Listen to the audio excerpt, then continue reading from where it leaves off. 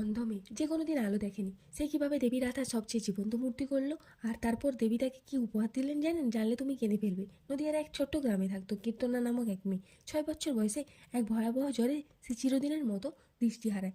সবাই যখন তার অন্ধকার নিয়ে দুঃখ করতো, সে তখন শুধু একটাই স্বপ্ন দেখতো, একদিন আমি নিজের হাতে রাধারানীর মূর্তি করব।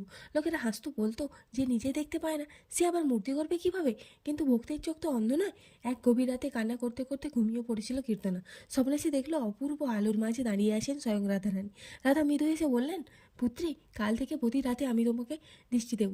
সে আলোয় তুমি আমার রূপ করবে, কিন্তু সূর্যের প্রথম কিরণ উঠলেই তোমার চোখ আবার অন্ধ হয়ে যাবে। পরদিন থেকে এই অলৌকিক ঘটনা শুরু হলো। প্রতি রাতে সে দেখতে পেত, নরম হাতে মাটি ছুঁয়ে ছুঁয়ে গড়তে লাগলো রাধারানীর মুখ। চোখের বাঁশি, অলঙ্কার। দিনের বেলা সে অন্ধ, রাতের বেলা সে শিল্পী।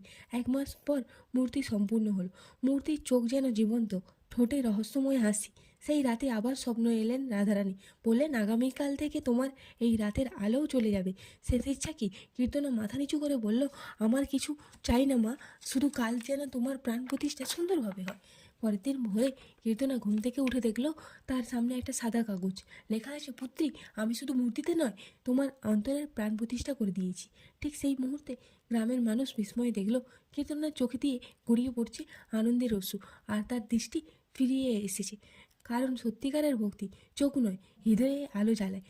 যদি বিশ্বাস করো ভক্তির শক্তিকে, তবে একবার বলো রাধে রাধে।